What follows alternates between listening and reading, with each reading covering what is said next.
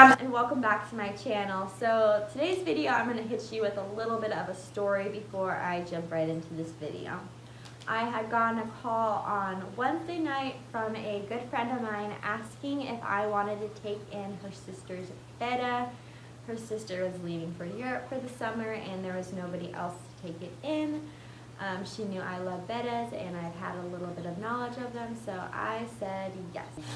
So I decided I would take this Betta in because I had a tank ready, I had filters, I had gravel, I had decor, so I said yes, I will take this Betta in.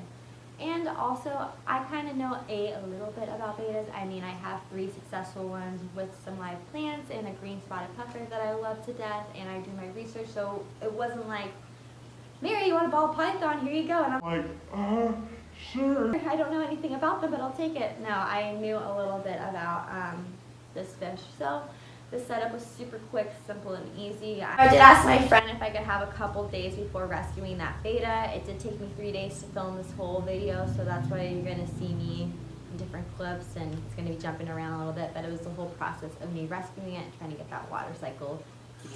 I can't thank you guys enough for watching my videos. I don't even know what I'm doing up here. I'm just being a dork and talking to you guys and wanting to share my animals with you. So thank you so much for the support. Please give it a thumbs up, comment, follow me on Instagram, and let's go see how I rescued this sweet little Betta. So I prefer to wash my gravel in the kitchen sink. Make sure you put a cover over your garbage disposal. Having these little pebbles get stuck down there, trust me, is not a good look. You have to give this gravel a very good rinse. I mean a very good rinse, because if you don't, you might end up with a cloudy tank and nobody wants that.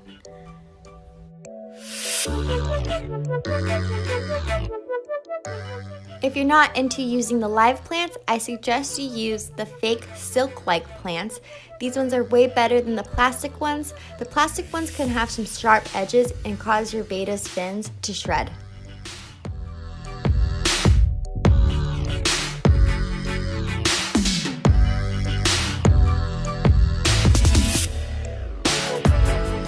This is the 5-gallon tank that I had sitting in my reptile room. I'm going to give it a good rinse down before adding all the goodies to it.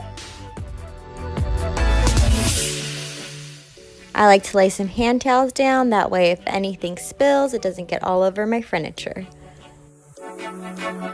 So for the substrate I decided to use, it's just normal aquarium gravel rock. This is what I had at my house. You can use a substrate that has some more nutrients when you're dealing with live plants. I highly suggest you check that out. I've never used it before, so I wasn't going to do a video on something I've never used. I've had a lot of success using gravel with live plants. You just always have to make sure your lighting's on and you give your plants the extra dose of nutrients it needs.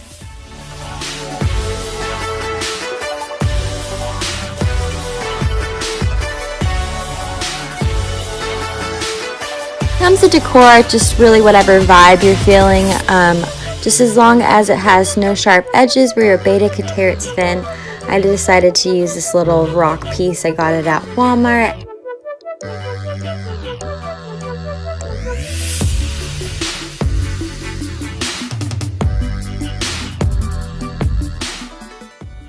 So for some reason, I got a 10-gallon filter. I don't know exactly what I was thinking.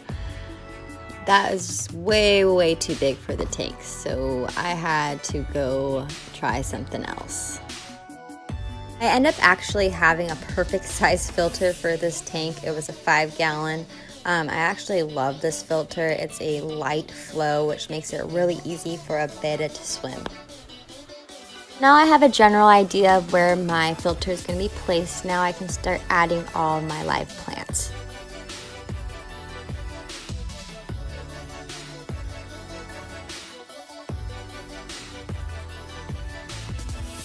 For tank size when it comes to Bettas, I would say a 3-gallon to a 10-gallon could be absolutely perfect depending on the fish's size. Recommend a pH level of 6.5 to a 7.4 and a temperature between 75 degrees and 80 degrees.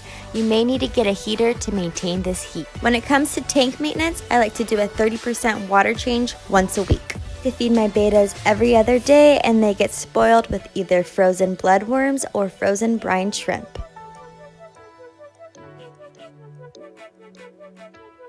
Once you have all your plants where you like them to be, it's time to fill up all that water.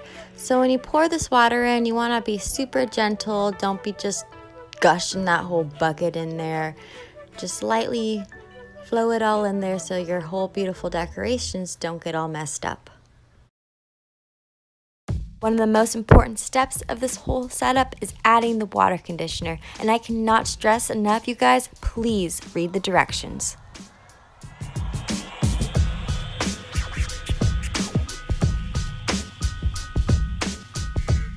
Discovered that my lighting on my lid was broken, so I'm going to somehow have to figure out to replace this. Alright fam, I am on my way to go pick up this rescue betta and we will free her back in her home.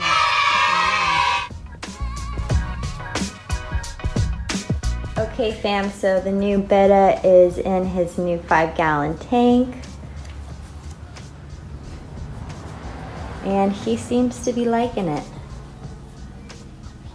So this is not going to be the final of my tank. I still need to add a lot more plants, some driftwood, maybe a background.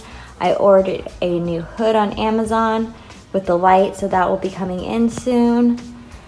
So stay up to date on my Instagram. I have yet to name this guy, but I think he's gonna do great here. You're a Verdugo now. Thank you guys so much for checking out my channel, and we will see you next time. Bye.